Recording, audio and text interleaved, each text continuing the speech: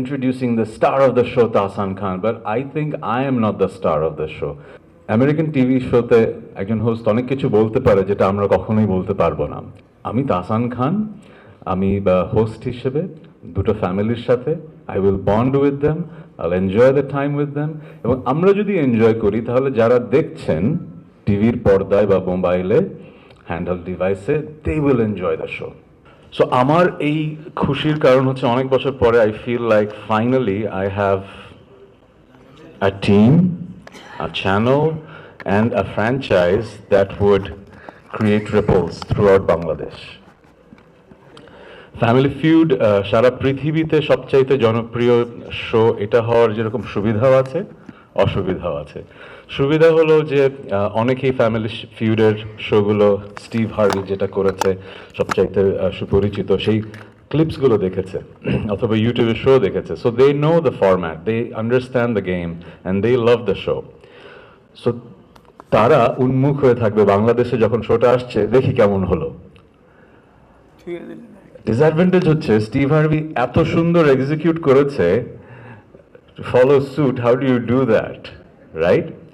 So আমরা যখন একসাথে বসেছি রিসার্চ টিম, আমরা বলেছি যে আমরা শোয়ের ফরম্যাটটা তো অবভিয়াসলি এটা ফ্র্যাঞ্চাইজ, আমরা সেই ফরম্যাটেই করব, but I will not try to be Steve Harvey.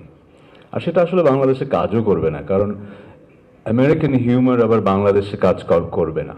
আমাদের দেশের মানুষ সেই হিউমার হয়তো পছন্দ করবে না। আমেরিকান টিভি শোতে একজন হোস্ট অনেক কিছু বলতে পারে যেটা আমরা কখনোই বলতে পারবো না। So I have to be myself. আমি তাসান খান, আমি হোস্ট হিসেবে দুটো ফ্যামিলির সাথে I will bond with them, I will enjoy the time with them, এবং আমরা যদি এনজয় করি তাহলে যারা দেখছেন টিভির পর্দায় বা মোবাইলে হ্যান্ডহেল্ড ডিভাইসে, they will enjoy the show. That was the premise and I thoroughly enjoyed the show. আমি অনেকদিন পর টিভি শো করলাম, কারণ ওই যে বললাম এনজয় করতাম না, এই জন্য হোস্টিং করতাম না, বাট এবার আমার মনে হয়েছিল আমি এমন একটা টিমের সাথে কাজ করছি, they are competent, creative, and they have the experience, and they proved me right in so many ways. I'm really grateful I worked with the exceptional team of Bongo and NTV and the production team. Amazing team. এই শোর প্রত্যেক এপিসোডের শুরুতে বলা হয় introducing the star of the show Tahsan Khan, but I think I am not the star of the show.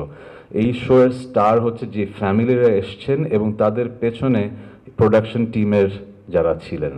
কারণ একটা TV শোতে আসা মানে ক্যামেরার সামনে প্রথমবার আসা একটা ফ্যামিলির, তারা বেশিরভাগই কিন্তু কখনো ক্যামেরার সামনে আসেনি, and they will be in front of the nation. So তাদেরকে গ্রুম করার কাজটা খুবই কঠিন কাজ, and you guys have done a brilliant job. আর আরেকটা স্টার হচ্ছে আমাদের রিসার্চ টিম।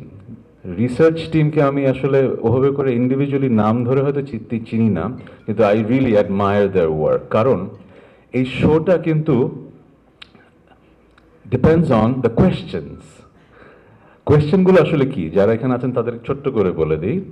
আমরা একটা কোয়েশ্চেন ব্যাংক বানাই, সেই ব্যাংকটা নিয়ে আমরা 100 জনের কাছে যাই সারা বাংলাদেশে, আমরা একটা সার্ভে করি।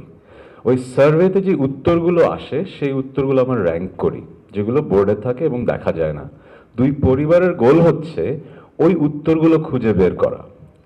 মানে হচ্ছে এমন কিছু প্রশ্ন হতে হবে যে প্রশ্নগুলো সার্ভেতে থাকলে মানুষ উত্তর দিতে মজা পাবে, এক, এবং যেই উত্তরগুলো এমন এমন হবে যে উত্তরগুলো খুব মজার হবে, এবং যে উত্তরগুলো খুঁজে বের করাটা একটা ক্রিটিক্যাল থিঙ্কিংয়ের মতো একটা ব্যাপার হবে। সো যারা রিসার্চ টিম ছিল, প্রশ্নগুলো আমি বলবো যে খুবই ফানি ছিল এবং ইন্টারেস্টিং ছিল। আমাকে সেটাই প্রশ্নগুলো প্রথম পড়তে দেওয়া হয়েছে, আমিও কিন্তু আগে পড়িনি। সো এমনও হয়েছে যে আমি প্রথম প্রশ্ন দেখে হাসতে হাসতে গড়িয়ে পড়ে গিয়েছি। So I think the star of the show is the research team, যারা এই প্রশ্নগুলো তৈরি করেছে, অ্যান্ড দ্য ফ্যামিলিজ।